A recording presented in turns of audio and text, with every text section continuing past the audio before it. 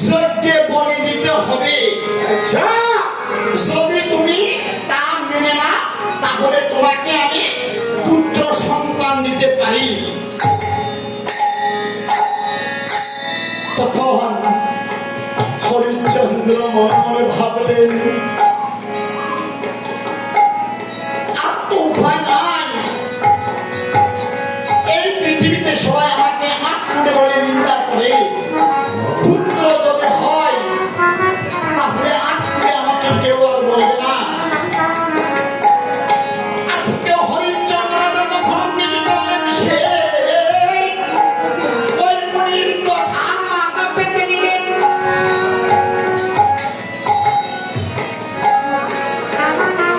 আর এদিকে 10 মাস 10 দিন যখন রানীর পূরণ হইল, হরিশ্চন্দ্রের একটা ফুটফুটে সন্তান জন্ম নিল।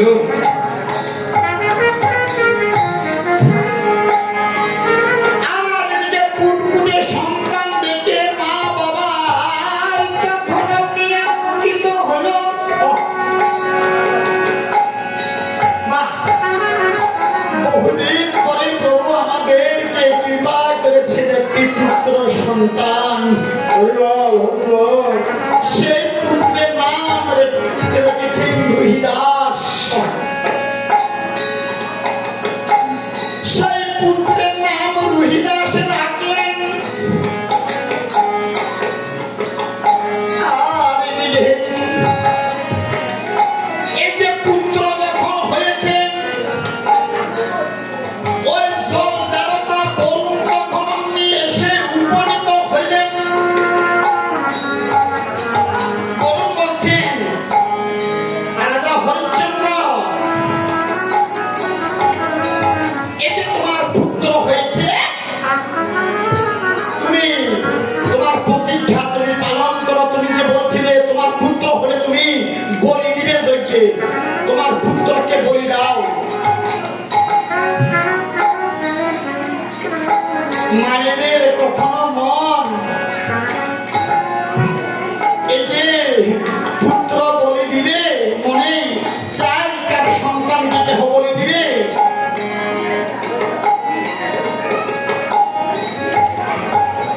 যে মা 10 মাস 10 দিন সন্তান গর্ভে পড়েছে, এই যে প্রসবের যন্ত্রণা কত মা ছাড়া জানে না।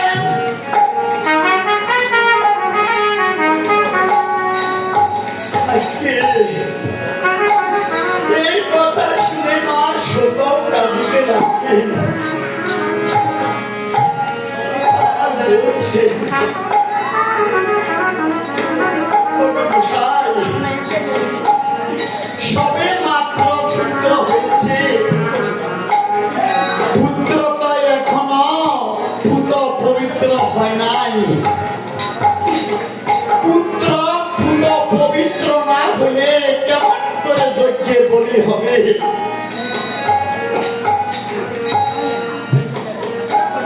তখন বলছেন, আচ্ছা কত দিনে তোমার এই পুত্র পুত পবিত্র হবে? তখন হরিশ্চন্দ্র বললেন, বললেন এই যে 10 দিন না গেলে কখনো পুত্র পুত পবিত্র হবে না। শাস্ত্রে লেখা আছে, হইল 10 দিন, মরিল 10 দিন।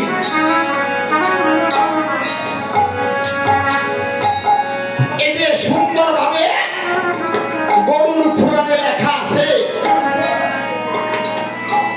এই যে 10 দিন, এই যে অষ্টযন্ত্র পালন করা হয়। এই যে 11 দিনের শ্রাদ্ধ তর্পণ করা হয়। 10 দিনে হলো শুদ্ধ হয়ে যায়। আমরা তো অনেকে আমরা কেহ 11 দিনে কাজ করি, আমরা কেহ এই যে 13 দিনে কাজ করি, আমরা কেহ 16 দিনে কাজ সমাধান করে 15 দিনে শুদ্ধ হই। আর আমরা 1 মাস আমরা কেহ সিদ্ধান্ত পালন করি, আমরা 1 মাস অসহজ পালন করি। এটা কি আমাদের সঠিক? এটা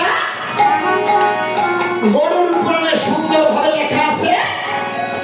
প্রশ্ন করেছেন আমার গরুর নারায়ণকে প্রশ্ন করেছেন, হে প্রভু, সৃষ্টির জগতে সবার আদি পুরুষ হল মনু। এই যে মনু যত ছেলে, সব ছেলে কি একদিন কর্ম করেছে